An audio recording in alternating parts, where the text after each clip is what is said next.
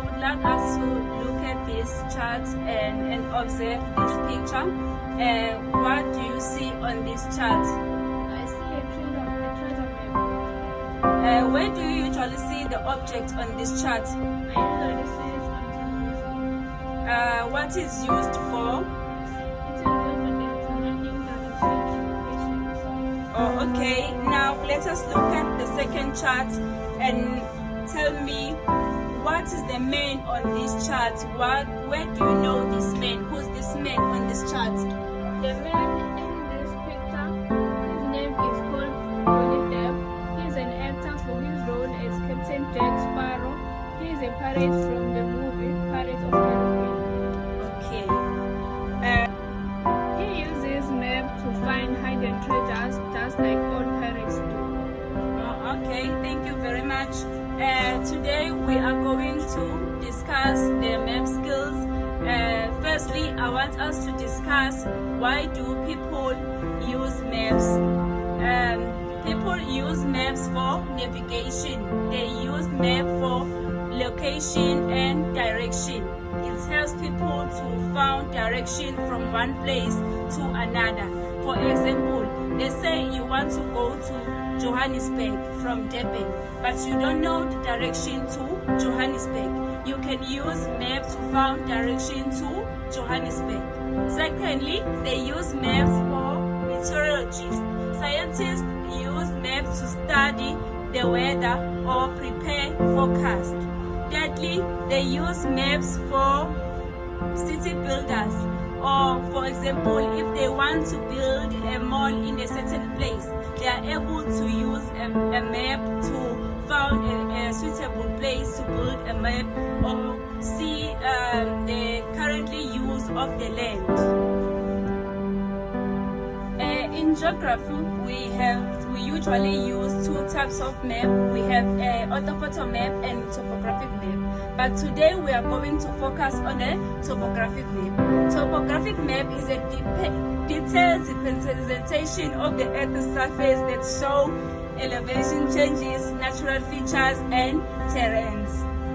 Now, let us look at the key components of the topographic map. In topographic map, if you look at these charts, this is our topographic map. We have a scale which is on the top of our topographic map on the right side. Scale indicates the relationship between map distance and actually ground distance. It shows how many units of measurement on the map correspond to 1 unit of measurement on the ground. We also have the legends. If you look at the bottom of our topographic map and here you see here there is green dots just like these dots that are on the A2, and then you look at what is this, what does this represent? It represents the cultivated land, and then now you know that this A2 is used for cultivated land. Okay, now we have to look at the height on the topographic map. Height on the topographic map is shown in various ways. It's always in meters above the sea level.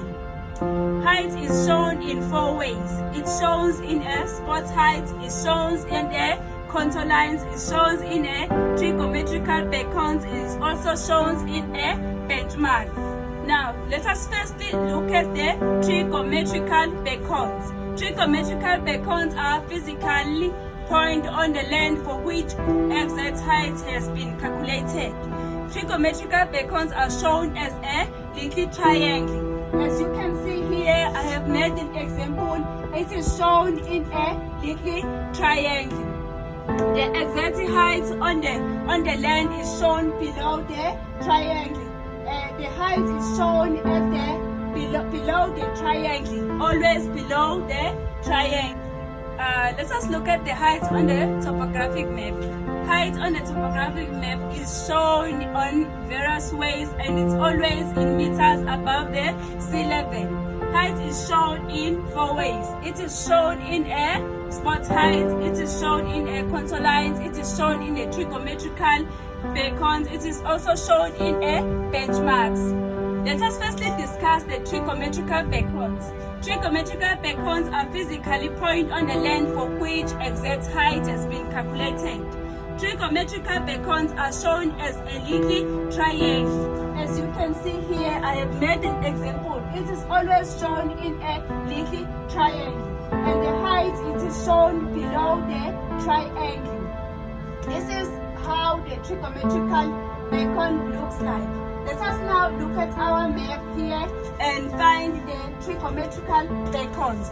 As you can see here, there is our trigonometrical beacons, and the height it is below the trigonometrical beacons, as you can see here. Let us now look at the spot height. Spot height show the exact height of a place, and it is shown with dots marked on the map. This is our spot height. This is how the spot height look like on the map. And this is a spot height. This is the example of a spot height in a map. Lastly, we have contour lines. Contour lines are the curved lines on the map that connect points of equal elevation above the sea level. They are used to show the height, and they are also used to identify the shape and the steepness of the land. This is the example of our contour lines. Look at this round lines, curved lines. This is our contour lines. How do we use contour lines to identify the steepness of the land? If the contour lines are closer together, that means the slope is steep. But when the contour lines are far apart, that means that the slope it is gently. That is how we identify the steepness using contour lines. Moving forward, we have to do calculations. Remember, when you do calculations, when you calculate the map, or whether you calculate the area, the actual distance, or you calculate the magnetic declination, make sure that you know the map scale. And you also need to know the conversion formula. When you convert kilometers to meters, you have to multiply by 1000. When you convert meters to centimeters, you have to multiply by 100. When you convert centimeters to millimeters, you have to multiply by 10. Millimeters to centimeters, you have to divide with 10. But when you have to convert centimeters to meters, you divide by 100. When you convert meters to kilometers, you have to divide with 1000. I have prepared some question here. Calculate the distance in kilometers from spot height 1268 to spot height 1282. Now, we have a formula here of how to calculate the actual distance. When you calculate the actual distance, you use the map distance. When we're talking about the map distance, the distance that you'll be measuring here using your ruler times the scale. So now, let us match the actual distance here. And we have to find the spot height 1268. This is our spot height 1268. And then we have to find the spot height 1282. There is our 1282. And then you place the ruler here.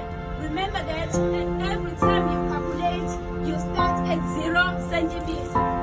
Here, our actual distance is 3,8 centimeter.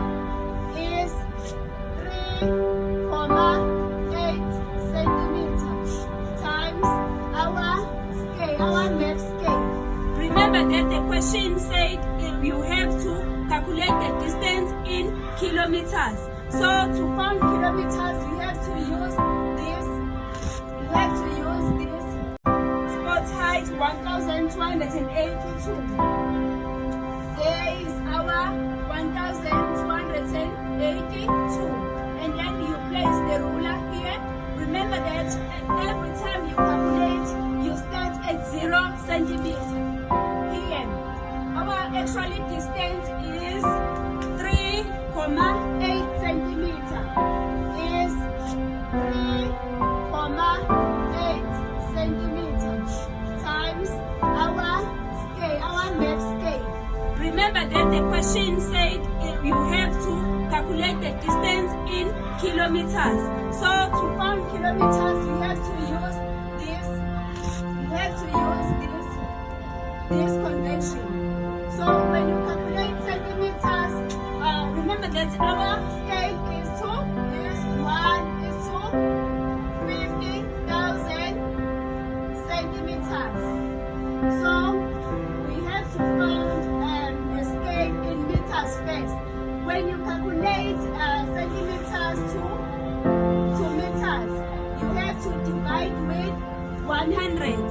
So we will say 50,000 divide 100, which is our answer is 1,500 meters. And then we have to find the scale in kilometers. And when you convert centimeters to kilometers, you have to divide 500 meters with 1,000, which gives us 0,5 centimeter. 0,5 kilometers. I'm sorry. So here we will say 0,5 kilometers. We have to find our answer. We have to calculate 3,8 centimeters multiplied by 0,5 kilometers, which gives us 1,9 kilometers. Moving on, now we have to calculate the area. When we calculate the area, the formula of the area is length times scale multiplied by breadth multiplied by scale. So let us use this question. Calculate the area covered in B3 in square kilometers. You have to go to B3 in square kilometers. And we have to measure the length of the square. The length is 4,4. The length is 4,4 multiplied by 0,5. We will multiply by 0,5 because we have to convert it into kilometers. Now let us measure the breadth of B3.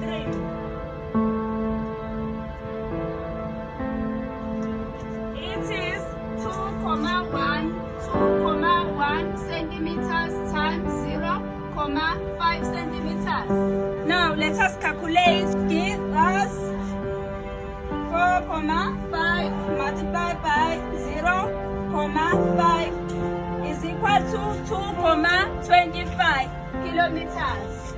2,25 kilometers. And then let us calculate the area of the bread. The area of the bed is 2,1 centimeter.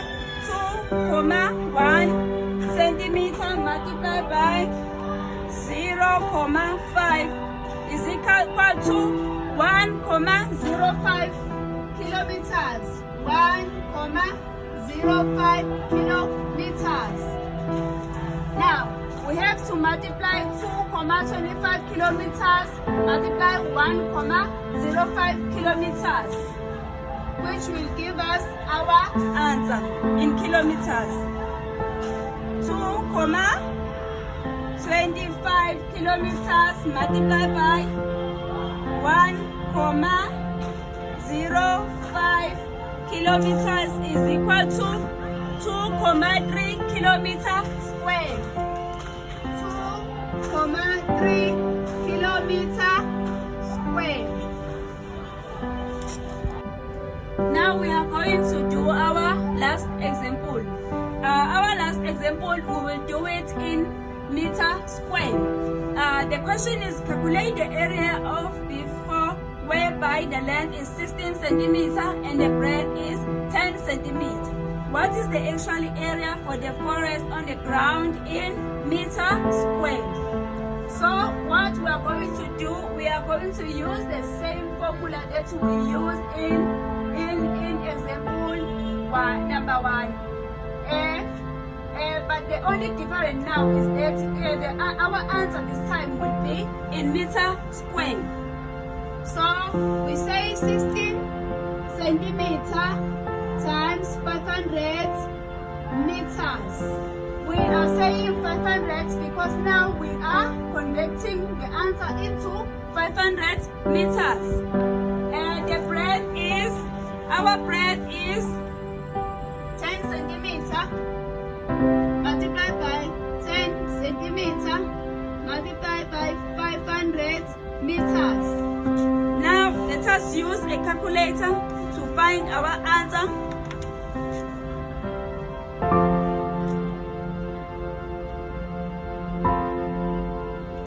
Our answer is 40 million meter square. 40 million